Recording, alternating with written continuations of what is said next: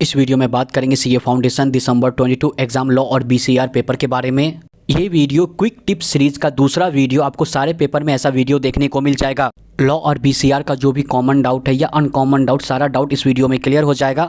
सबसे पहले जान लेते इस वीडियो में कौन कौन से टॉपिक पे बात करेंगे। पेपर पैटर्न के बारे में बात करेंगे, पासिंग रूल के बारे में बात करेंगे लॉ और बीसीआर में, क्योंकि कुछ स्टूडेंट को इसमें भी डाउट होता रहता है। इसके बाद आंसर कैसे लिखना, लॉ को पहले लिखना या बीसीआर को पहले लिखना, time management, topper, answer sheet and step marks के बारे में भी डिटेल में बात कर लेंगे। सबसे पहले बात कर लेते हैं पेपर पैटर्न लॉ और बीसीआर के बारे में। ये जो लॉ और बीसीआर का क्वेश्चन पेपर देख रहे हो, ये जून 22 एग्जाम का है। जैसे कि आपको पता होगा, पेपर नंबर 2 जो कि 2 सेक्शन में बांटा गया है। सेक्शन ए लॉ का है जो कि 60 मार्क्स का, और सेक्शन बी बीसीआर जिसको इंग्लिश बोलते हैं जो कि 40 मार्क्स का। लॉ में क्वेश्चन नंबर 1 कंपलसरी होगा। इसके बाद आपके पास ऑप्शन रहेगा कि आपको 5 में से किन्हीं 4 का जवाब देना होता है। अब बात कर लेते हैं सेक्शन नंबर बी बीसीआर जिसको बोलते हैं इंग्लिश। ये आपसे 40 मार्क्स का पूछा जाएगा, जहां पे आपको क्वेश्चन नंबर 7 का बात किया जाए तो वो कंपलसरी क्वेश्चन होता है। इसके बाद आपको 4 क्वेश्चन में से किन्हीं 3 का जवाब देना पड़ता है। लॉ और इंग्लिश पेपर में स्टूडेंट थोड़ा सा कंफ्यूज कर जाते हैं पासिंग मार्क्स को लेकर के, तो इसके बारे में भी थोड़ा सा डिटेल में बात कर लेते हैं। जैसे कि आप लोगों को पता है, पेपर वाइज पास करने के लिए आपको 40 मार्क्स चाहिए हर पेपर में, और एग्रीगेट 50%। तो इस पेपर में भी सेम कंडीशन है। आपको लॉ और बीसीआर मिला करके, दोनों मिला करके आपको 40 नंबर आ जाता है, या इससे ज़्यादा आ जाता है तो आप पास कर जाओगे। कुछ स्टूडेंट कंफ्यूज रहते हैं, लॉ में कितना चाहिए, बीसीआर में कितना चाहिए, और ओवरऑल कितना चाहिए लॉ और बीसीआर मिला करके। दोनों मिला करके आपको 40 नंबर चाहिए पेपर में पास करने के लिए। मान लेते किसी स्टूडेंट को लॉ में 0 आता है और बीसीआर में 40 आता है, दोनों मिला करके 40 हो जाता है, तो वो पेपर में पास कर जाएंगे। या ऐसा भी केस हो सकता है, लॉ में 40 आ गया और बीसीआर में 0 आ गया, दोनों मिला करके 40 आ गया, तो वो पास कर गए।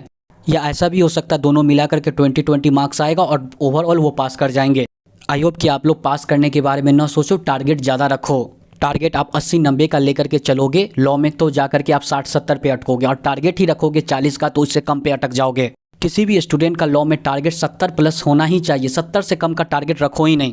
और सोचने का क्या, आप 80-90 का भी टारगेट रख सकते हो। उस हिसाब से प्रिपरेशन करो, आरटीपी एमटीपी देखो, स्टडी मैट को देखो। टारगेट अगर ज़्यादा रख के पढ़ रहे होगे तो कितना भी खराब पेपर जाएगा तो पास कर ही जाओगे। अब क्वेश्चन आ सकता है, लॉ के लिए अलग आंसर बुक मिलेगा, आंसर शीट, और बीसीआर के लिए अलग आंसर शीट मिलेगा क्या? 2 आंसर शीट मिलेगा? तो इसका जवाब है बिल्कुल भी नहीं। आपको एक ही आंसर शीट मिलेगा। आप चाहो तो एडिशनल आंसर शीट ले सकते हो।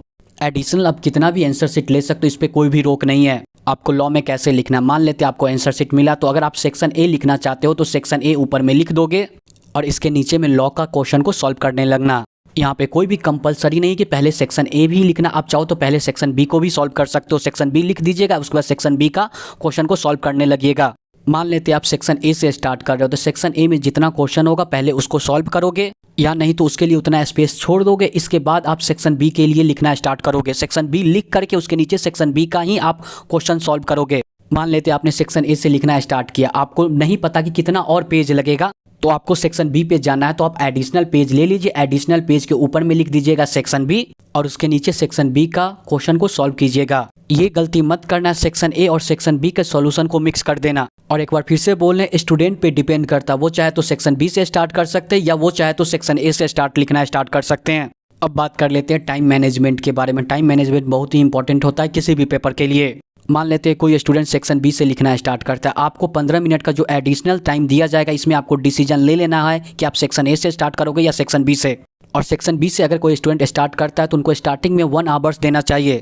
आप कंटिन्यूअस बिना सोचे हुए 1 घंटा तक लगातार सेक्शन बी को दोगे। 1 घंटा में ऑलमोस्ट कंप्लीट होने वाला रहेगा, या थोड़ा सा पार्ट बच जाएगा। जितना बच जाएगा उतना सीधा स्टॉप कर देना है, उतना पेज छोड़ देना है। आपको लगे कि इतना पेज में सेक्शन बी कंप्लीट हो जाएगा, और उसके नीचे सेक्शन ए लिखना स्टार्ट कर देना है। सेक्शन ए में आप समय दोगे 1 घंटा 30 मिनट। मान लेते हैं कोई स्टूडेंट सेक्शन ए से लिखना स्टार्ट करता है, तो सेक्शन ए को समय दोगे आप 1 घंटा 30 मिनट। इसके बाद सीधा स्टॉप कर दोगे लिखना, जो भी क्वेश्चन बचा होगा उसका पेज छोड़ दोगे, इसके बाद सेक्शन बी लिखना स्टार्ट कर दोगे। बट मेरे हिसाब से आपको स्टार्टिंग करना चाहिए था सेक्शन बी से, जो कि 1 घंटा उसमें दो, और उसके बाद सीधा सेक्शन ए पे चले जाओ। सेक्शन ए को देना 1 घंटा 30 मिनट, और सेक्शन बी को देना 1 घंटा। टोटल मिलाकर के 2 घंटा 30 मिनट हो जाएगा। 30 मिनट फिर भी बच जाएगा। 30 मिनट जो समय बचेगा, इस समय में क्या आपको रिवीजन करना चाहिए? बिल्कुल भी नहीं। आपको सबसे पहले ये देखना है कौन सा क्वेश्चन छूट गया, उसको सॉल्व करने का कोशिश करना। ये सब सॉल्व करने के बाद अगर आपको टाइम बच रहा है, इसके बाद आप लोग रिवीजन करो। अब बात कर लेते हैं टॉपर का आंसर शीट के बारे में। इसको आपको एक बार जरूर एग्जाम देने से पहले देखना चाहिए। कुछ स्टूडेंट का ये भी डाउट आ सकता है पेपर नंबर 2 में क्या नेगेटिव मार्किंग होता है। बिल्कुल भी नहीं, पेपर नंबर 2 में कोई भी नेगेटिव मार्किंग नहीं होता। लॉ और बीसीआर पेपर में ये टॉपर का आंसर शीट है, आपको जरूर देखना चाहिए एग्जाम से पहले कि टॉपर ने कैसे लिखा है। तो इसको मैंने चार्टर्ड स्टडीज के टेलीग्राम चैनल पे ऑलरेडी अपलोड कर रखा है, आप लोग वहां से डाउनलोड कर सकते हो।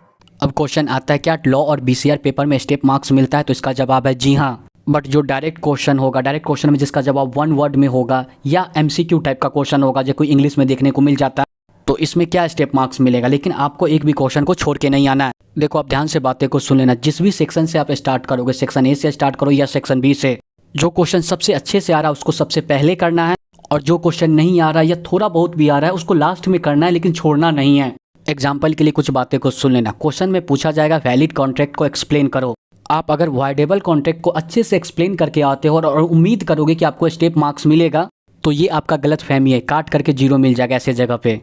आई होप कि आपको इस वीडियो से बहुत कुछ सीखने को मिला। हो सके तो इस वीडियो को जरूर शेयर कर दीजिएगा सीए फाउंडेशन के व्हाट्सअप या टेलीग्राम ग्रुप में, या डायरेक्ट सीए फाउंडेशन स्टूडेंट के साथ भी शेयर कर सकते हो। इस वीडियो के बारे में कुछ भी कमेंट करना है तो कमेंट बॉक्स ओपन है। और टॉपर का आंसर शीट मैंने चार्टर्ड स्टडीज का टेलीग्राम चैनल पे ऑलरेडी अपलोड कर दिया। आपको टेलीग्राम पे सर्च करना है चार्टर्ड स्टडीज। 50,000 से भी ज़्यादा स्टूडेंट ज्वाइन है, तो जरूर ज्वाइन कर लीजिएगा। अगर आपके मन में कोई भी एडिशनल डाउट हो और मुझसे पूछना चाहते हो तो आप मुझे मैसेज कर सकते हो चार्टर्ड स्टडीज के इंस्टाग्राम पे। आपको सर्च करना है इंस्टाग्राम पे चार्टर्ड स्टडीज। और लास्ट में छोटा सा रिक्वेस्ट करेंगे, चैनल पे नए हो तो चैनल को सब्सक्राइब करके ऑल नोटिफिकेशन बेल दबा दीजिए, ताकि आपको सीए रिलेटेड एक भी इंपॉर्टेंट अपडेट या अनाउंसमेंट मिस ना हो पाए। अकेडमी पे सीए फाउंडेशन मई जून 23 के लिए बैचेज स्टार्ट हो चुका है, जो कि 17 नवंबर 2022 से। बैचेज का नाम है महाबली बैचेज। अगर आप लोग इस बैचेज में ज्वाइन करना चाहते हो तो जल्द से जल्द अनअकैडमी का सब्सक्रिप्शन ले लीजिए। बेस्ट बात यह है कि यहाँ पे आप लाइव के साथ साथ रिकॉर्डेड लेक्चर भी देख सकते हो, और साथ में अनलिमिटेड व्यूजर। कुछ स्टूडेंट का कुछ क्लासेस मिस हो गया होगा तो रिकॉर्डेड फॉर्मेट में क्लासेस अवेलेबल है। अनअकैडमी पे पढ़ने का आपको मौका मिलेगा इंडिया के टॉप नॉच एजुकेटर के साथ। अगर आप लोग अनअकैडमी का सब्सक्रिप्शन लेते हो तो किसी एक बैच का भी सब्सक्रिप्शन लोगे सीए फाउंडेशन का, तो आपको सारे बैचेस का एक्सेस मिल जाएगा। अनअकैडमी का सब्सक्रिप्शन लेने के लिए सबसे पहले आपको प्ले स्टोर से अनअकैडमी का लर्निंग ऐप डाउनलोड करना है। इसके बाद आप जितने भी मंथ का सब्सक्रिप्शन लेना चाहते हो आप इजीली ले सकते। अगर आपको ये प्राइस ज़्यादा लग रहा है तो आप chartered studies 10 coupon code use करोगे तो आपको एडिशनल 10% का डिस्काउंट मिल जाएगा। या अगर आप सीए इंटरमीडिएट का सब्सक्रिप्शन ले रहे हो या सीए फाइनल का सब्सक्रिप्शन ले रहे हो, उसमें भी अगर आप chartered studies 10 coupon code use करोगे तो आपको एडिशनल 10% का डिस्काउंट मिल जाएगा। ज़्यादा जानकारी के लिए सारे क्लासेस का लिंक आपको डिस्क्रिप्शन में मिल जाएगा। एक बार फिर से बोलना है, आप चार्टर्ड स्टडीज 10 कूपन कोड जरूर यूज कीजिएगा अनअकैडमी का सब्सक्रिप्शन लेते समय।